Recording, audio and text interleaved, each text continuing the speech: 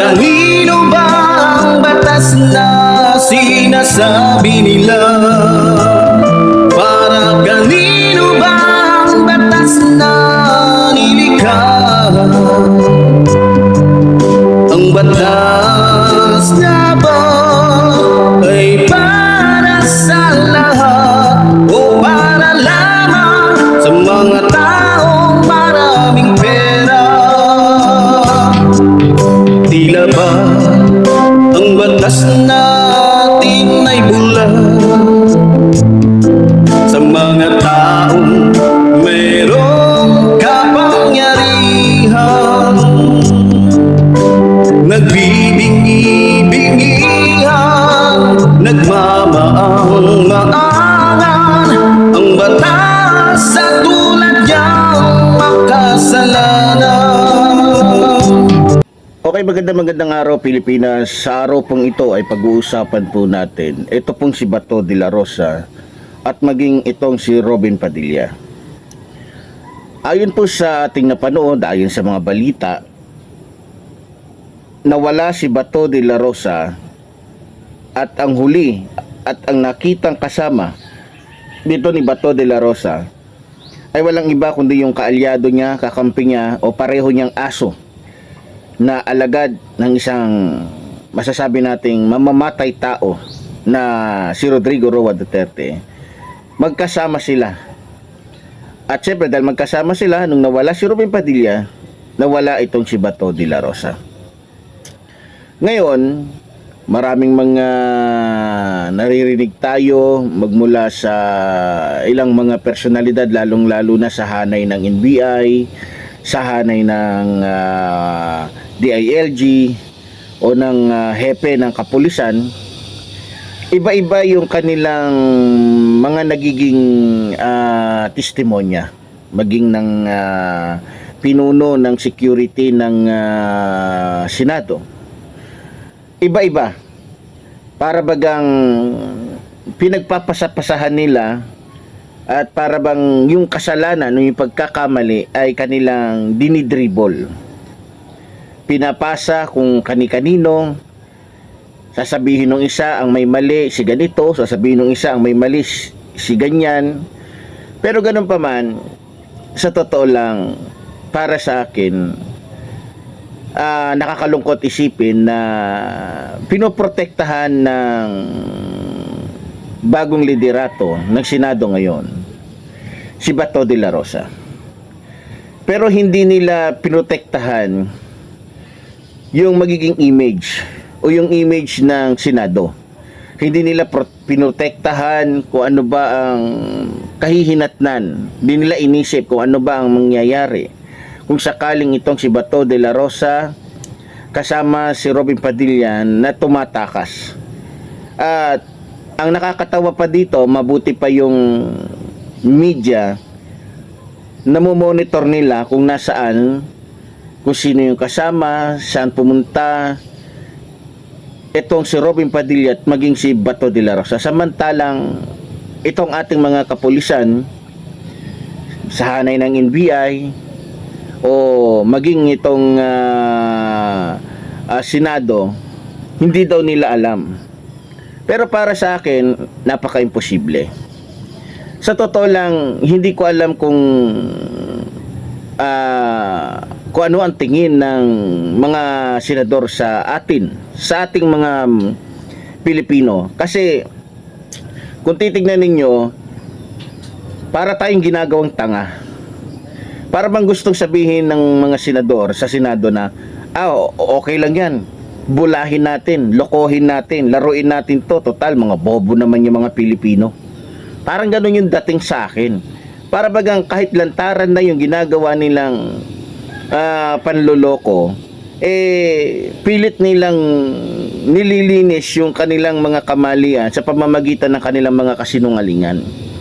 Pero ganun pa man, sa mga Pilipino na mayroong mataas na pangunawa, kahit na sabihin natin walang pinag-aralan o walang mataas na nakuhang kurso sa buhay, madali naman natin maunawaan siguro yung pangyayari. Madali nating maintindihan kung tayo ay niloloko, kung tayo ay binibilog lamang ng mga senador na ito.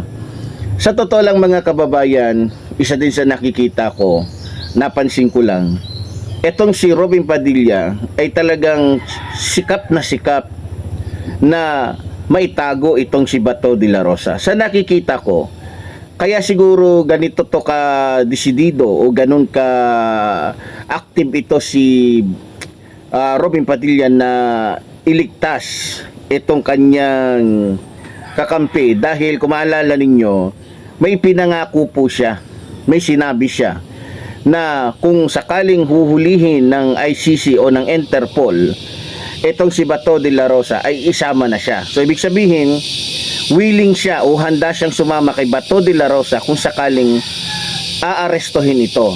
Malamang sa nakikita ko dahil sa mga nagiging galawan ni Robin Padilla, hindi lamang si Bato de la Rosa ang nanginginig sa takot o takot na mapunta sa dahig.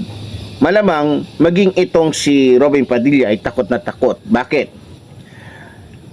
Sa aking palagay, natatakot siya na masubok yung kanyang kayabangan. Dahil may sinabi siya di ba? Natural, pag nahuli na si Bato de la Rosa, walang ibang pwedeng gawin si Robin Padilla kundi panindigan yung kanyang sinabi na sasama siya kay Bato de la Rosa. Kahit may warrant of arrest man siya o wala. Kaya lang, malabo pa rin na kumbaga sa ay arestuhin siya. Maliban na lang siguro kung siya ay gagawa ng hindi ka nais-nais sa harapan ng Interpol. Maliban na lang siguro kung gagawa siya ng eksena na kumbaga sa ay makakapagbigay ng pahintulot sa Interpol para hulihin talaga siya, di ba? O para siya ay makulong o para siya ay arestuhin din. So ganun pa man mga minamahal ko mga kababayan, para po sa akin.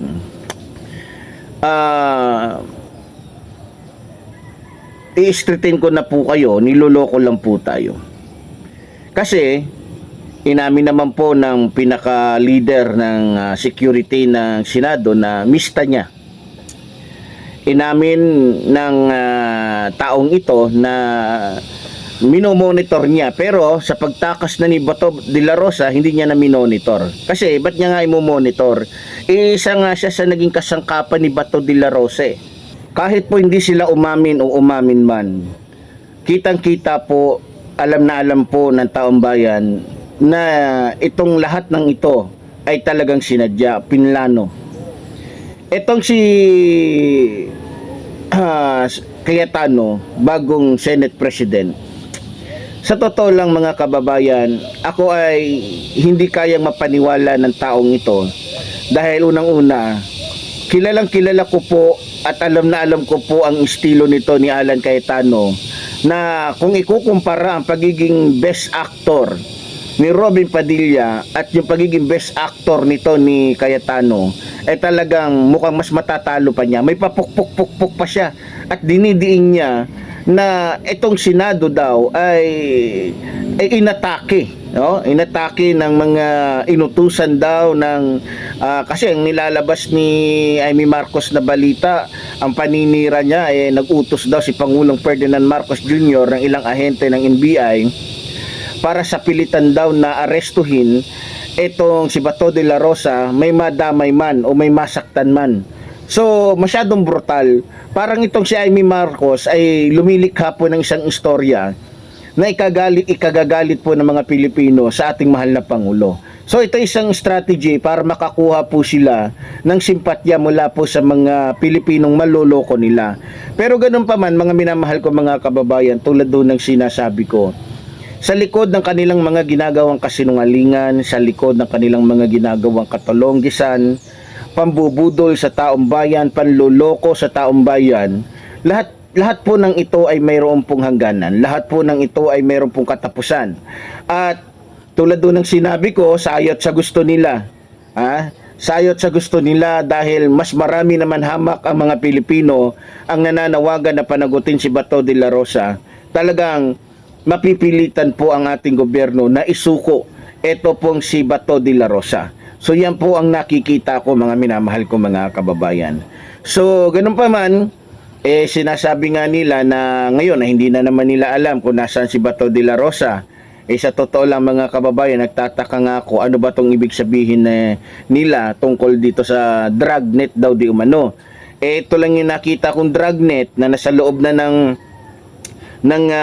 nasa loob na ng kanilang net o nasa loob na ng kanilang pukot o lambat, nakawala pa. Sa katawan pa lang ni Bato de la Rosa, kung kukumpara natin yan, kung iano natin sa isda, para po yung pating. Maliban na lang siguro kung yung hinuhuli nila ay dilis, posible pa sigurong makalusot sa lambat. Hindi pating na nga yung hinuhuli, nakalusot pa sa napakaliit na lambat. Bakit nakalusot?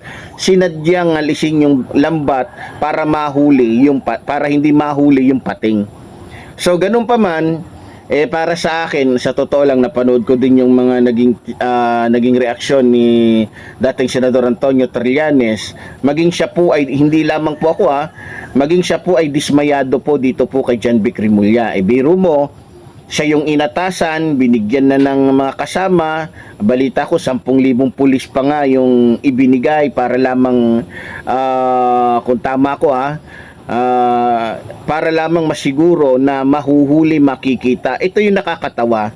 Pag hindi nakikita, yung huhulihin, lalong-lalo na katulad ni Bato de la Rosa, ang dami-dami nilang palabas, ang dami-dami nilang sinasabi, kesyo maghahanda sila, kesyo magiging ganito sila, kung darating na yung ganito, warrant of arrest, wala silang magawa kundi i-apply ito, i-serve ito kay Bato de la Rosa. Ngayon, nasa harapan na nila yung siserban nila ng warrant of arrest, parang yung warrant of arrest pa yung umatras at lumayo at nagtago. Di ba? So ngayon, sa totoo lang, hindi ko alam kung ano talaga yung direktang utos ng ating mahal na Pangulo kay John Vic Remulla, maging dito kay Matibag. Hindi natin alam yan. Pero isa lang ang masasabi ko sa ating mahal na Pangulo, sana po, manindigan po kayo. Kasi sa totoo lang, hindi po natin masisisi na ang ilan sa mga Pilipino ngayon o marami ding mga Pilipino ngayon ang talagang dismayado po sa Administrasyong Marcos dahil tila nagiging para sa kanila ay talagang weak leader ang ating Pangulo. Pero para sa akin, sa puntong yan, ay mukhang masasabi ko rin na mukhang pagdating sa ganong espeto o ganong pangyayari, mukhang totoo nga sinasabi na weak leader nga itong ating mahal na Pangulo. Kasi, nandyan di ba? So ngayon, kung magiging mahina ang ating mahal na Pangulo, hindi niya ipatutupad yung batas, hindi siya kikilos, lalo na sinasabi niya, hindi siya makikialam, pwede ba naman yun? Kung ang mga mamamayang Pilipino nga na ordinaryo nakikialam sa mga bagay na lalo na pagdating sa politika, ikaw pa kaya na pinuno. So mahirap yung ganon. Sasabihin mo hindi ka nakikialam pero may sinabi ka na handa ang administrasyon mo na makipagtulungan sa Interpol, di ba? Kung babalikan natin yung mga naging pahayag ni Pangulong Ferdinand Marcos Jr., may mga sinabi siya doon. Kaya nabuhayan at nagkaroon ng pag-asa itong mga pamilya na biktima ng extrajudicial killings, di ba? So ganun pa man, sa mga kaguluhan ngayon, ako ay umaasa na maaayos ito at magkakaroon ng malinaw na sagot sa mga tanong natin. So muli po, tulad pong sinasabi ng inyong lingkod, mabuhay po ating inang bayan, mabuhay po nagmamahal sa ating inang bayan. Maraming salamat po.